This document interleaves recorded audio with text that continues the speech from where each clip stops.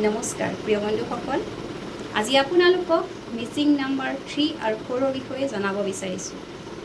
Number 3ৰ ruling planet হৈছে Jupiter. Number 3য়ে ইমাজিনেশ্যনক প্ৰতিনিধিত্ব কৰে। যদি আপোনাৰ গ্ৰিডত 3 নাম্বাৰ মিচিং থাকে তেতিয়াহ'লে আপুনি বিভ্ৰান্ত কনফিউজড হৈ থাকে আৰু স্পষ্টভাৱে চিন্তা কৰিব নোৱাৰে।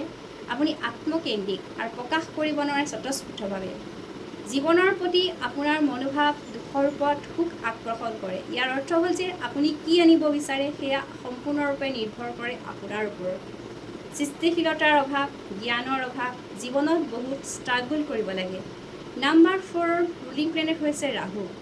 নাম্বাৰ 4য়ে ডিচিপ্লিনক প্ৰতিনিধিত্ব কৰে।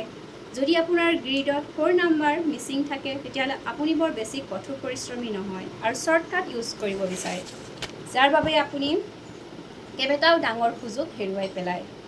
আপুনি আনঅৰ্গেনাইজড হয়, ডিচিপ্লিন নহয়, প্ৰেক্টিকেল নহয়, পাঞ্চুৱেল নহয়, ছেভিং কৰিব নোৱাৰে।